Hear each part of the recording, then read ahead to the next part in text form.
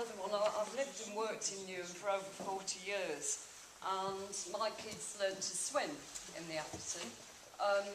You know, so we've all got, either we've been there, or our kids have been there, or grandkids, or whatever, haven't we? You know, and it's one of the few facilities in the area, isn't it, when you think about it, especially for kids and for young people. First thing I want to say is the idea of promises. We're asked to believe the promises of the council. You know, that we're going to have something. It's going to be shut, and we're going to have to wait. There'll be something that'll be better.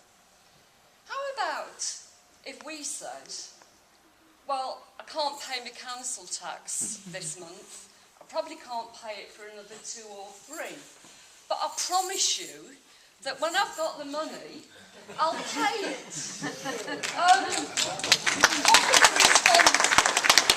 Well, you know, we know what the response would be, wouldn't we? We'd probably end up in court, you know, or money would be taken if you work for the council, taken off your wages, like it was taken off my wages when we actually fought against the tax years ago. I'm a teacher in Newham, and they actually took, when we refused to pay poll tax money, they deducted it off our wages. Actually illegal, but that's what they did. Anyway, so promises. But the second thing is, I think, you know, what everybody's said really, we've got something at the moment, you've got to fight to keep what you have. Because we've seen what the council's intention is in all, you know, in everything that's been happening.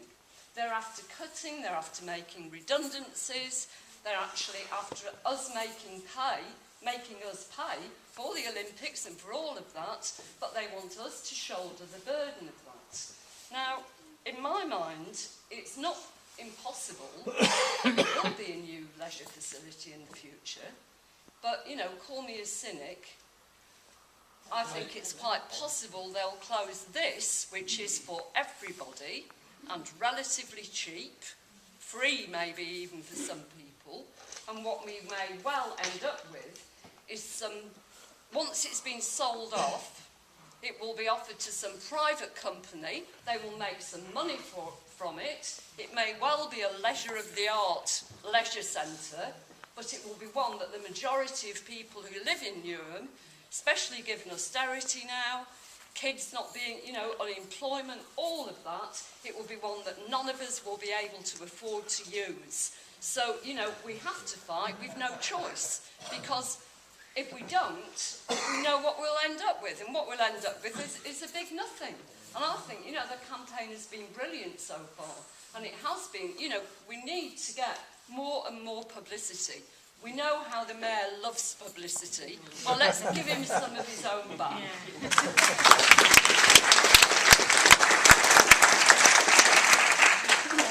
the council report, Newham has yet to attract significant health and fitness private sector operators.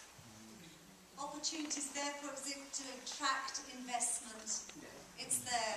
You're not a cynic. The lady with the blonde hair.